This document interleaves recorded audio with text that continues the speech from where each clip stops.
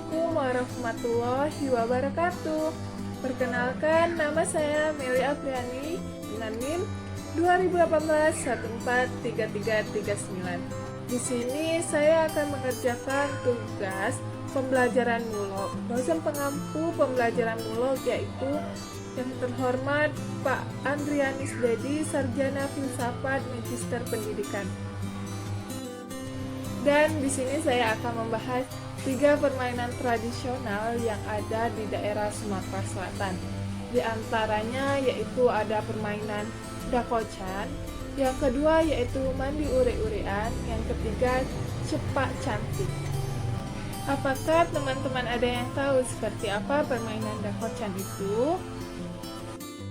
Ya, dakocan adalah sebuah alat permainan yang berbahan plastik dan memiliki berbagai bentuk yang menarik. Cara memainkannya ialah dengan menaruh dakocan di telapak tangan, lalu melemparkannya ke atas, kemudian ditangkap dengan punggung tangan. Dakocan yang ada di punggung tangan tersebut dilemparkan lagi ke atas, kemudian ditangkap dengan genggaman tangan. Sekilas memang terlihat mudah, namun sebenarnya permainan dakocan ini juga cukup sulit. Kesulitannya adalah memainkan dakocan dengan menaruh di telapak tangan dengan jumlah yang semakin banyak. Tapi disitulah sisi menariknya permainan ini. Sederhana tapi cukup menantang. Biasanya anak-anak gemar memainkan permainan dakocan ini karena rasa antusias terlihat dari wajah mereka. Selain menyenangkan, bermain dakocan juga melatih kefokusan anak untuk suatu objek yang mereka tangkap. Dan permainan tradisional yang ingin kita bahas yang kedua yaitu mandi ure-urean. Apakah teman-teman ada yang tahu mandi ure-urean berasal dari daerah mana? Baiklah, mandi ure-urean berasal dari daerah Musi Ilir Sekayu, yang berarti kejar-mengejar dengan berenang.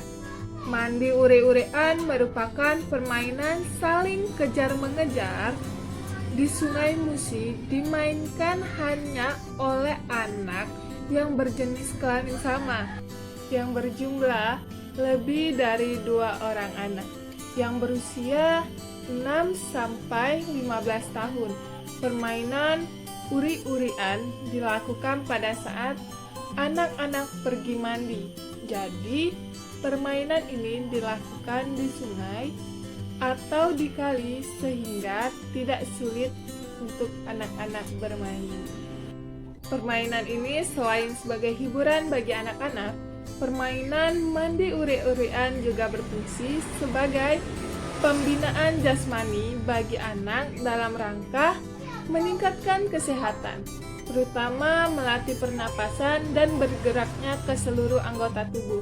Permainan ini masih sering ditemui di sungai-sungai atau di kali maupun di kolam renang. Yang terakhir atau yang ketiga yaitu permainan cepak cantik.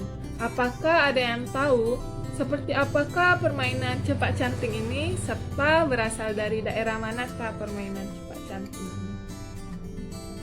Baiklah, permainan cepak cantik berasal dari daerah Batu Raja.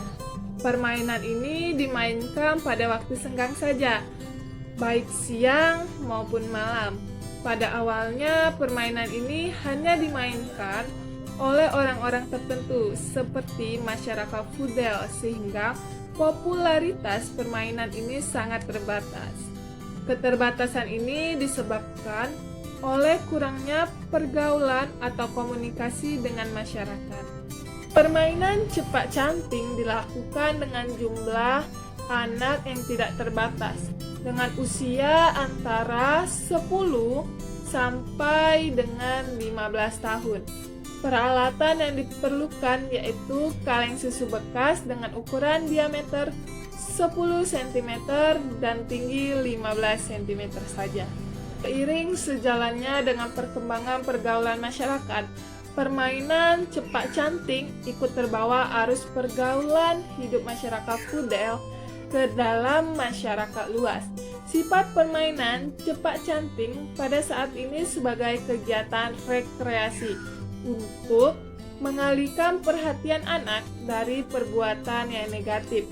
Selain itu, permainan ini juga dipakai sebagai media untuk melatih olah pikir dan ketangkasan anak. Kaleng yang akan digunakan dalam permainan ini dilubangi terlebih dahulu agar dapat dimasukkan batu-batu kecil yang gunanya apabila disepak atau ditendang akan berbunyi, sehingga teman-teman yang sedang bersembunyi akan mengetahui bahwa kaleng tersebut ada yang menendang.